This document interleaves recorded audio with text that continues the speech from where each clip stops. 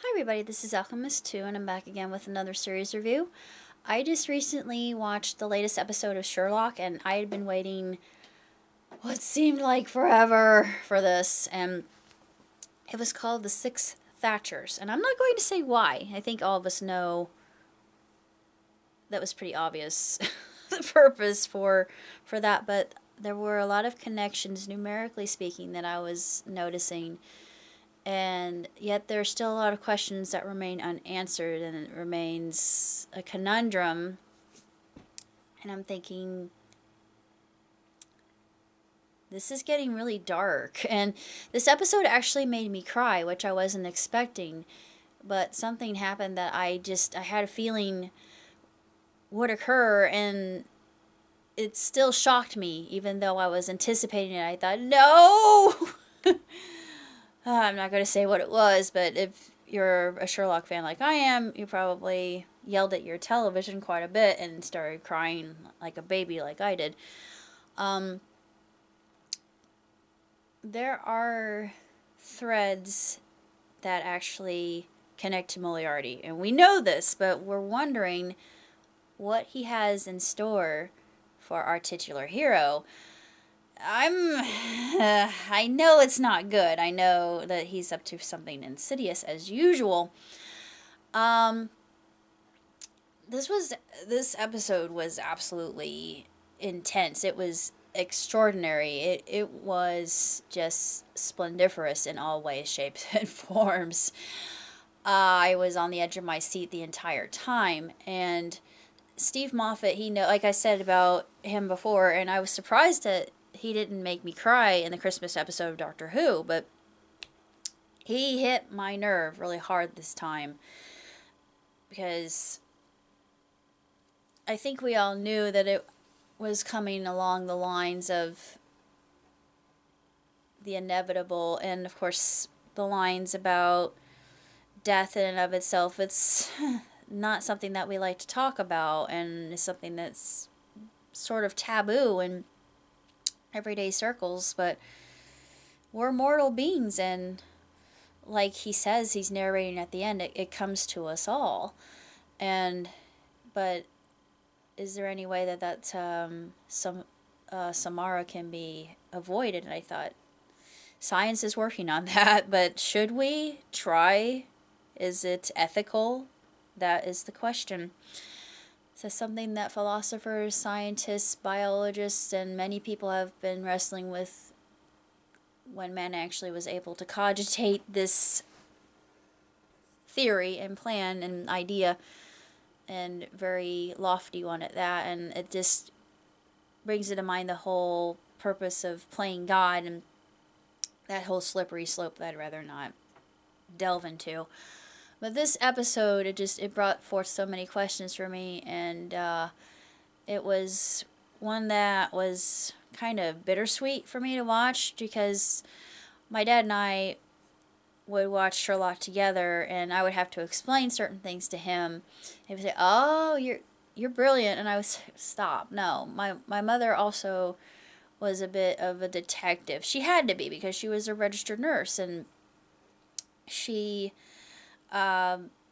she knew when people were fronting her, and she could always see right through them.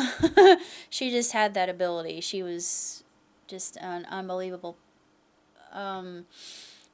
genius, and I feel like had she not gone into being a registered nurse, she would have been a private detective easily, and solved a lot of cases and made a lot of people's lives a lot better, because she liked helping people. It was what gave her purpose. And not only did she do it because it gave her purpose, but she did it because it was the reciprocal effect, which I inherited. I love helping as well, and I'm figuring out how to get there. But going back to Six Thatchers, numerical connections, I noticed quite a bit about that, and I was wondering the purpose thereof. As we see, the number 6 also takes on a special meaning in this, as you probably have deciphered, and I thought, that's interesting, but why? See, I'm left with a lot of question marks, and I'm usually not. Things don't really throw me off. I'm a lot like Sherlock. But this one I thought, wait just a darn minute. I knew this was going to happen. This sequence followed very logically, and I understood where the mechanism of plot was heading, and I thought, wait just a darn second. The different threads, although they're all connected, something's not quite. Yeah, I'm still kind of addlepated about this episode, but yeah, it gives me something to look forward to, and wondering what will occur next, and especially with John and Sherlock. And Mycroft seems to be a little bit irritated and agitated by Mr. Holmes as well, and he has every right to be, but John, I think he holds the most personal grievance. I'm not going to say why. It's that is a slight spoiler if you've seen this episode. You know where I'm going with that. But and why would he not? Because Sherlock is just he's a character that's been so secluded. He's very heady. Haha, get it? But he feels more at home in the realm of his own thoughts, and isolated and not really interacting. He wants to handle data and numbers and figures because that's something that he can understand. People and emotions just don't really make sense. And I love what one of my favorite lines about in this particular episode is, people are stupid. Well, most people. He says that with a little bit of reluctance in his tone. He's like, I don't want to admit that not everybody is an idiot. And he's right, not everybody's stupid. And we do have very intelligent people in this world who have common sense. And Mary would be one of those people. And you could see that he highly respects her. And yet I think what happened, it came as a shock to his system. And he's determined. He's determined, and he has a